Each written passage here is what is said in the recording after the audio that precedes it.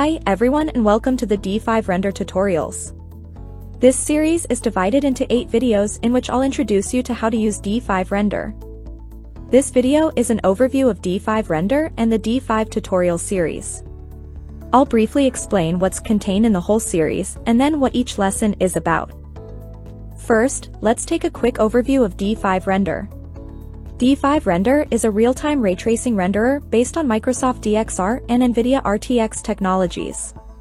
It combines the advantages of ray tracing and rasterization to speed up rendering as much as possible.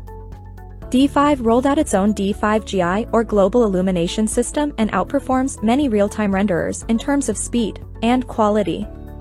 Aimed at assisting more designers with real-time interaction for near-offline renderings, D5 came into being when ray tracing technology was becoming the benchmark in the gaming and computer graphics industries.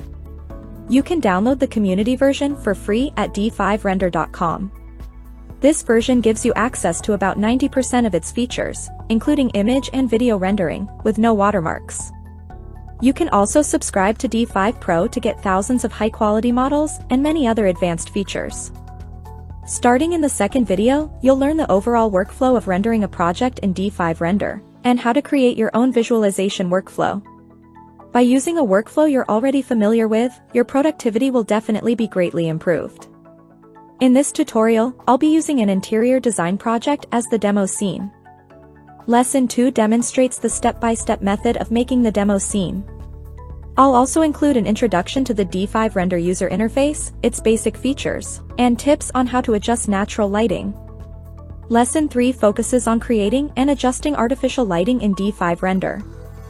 In Lesson 4, I'll demonstrate a new feature in version 2.2, which is Layer.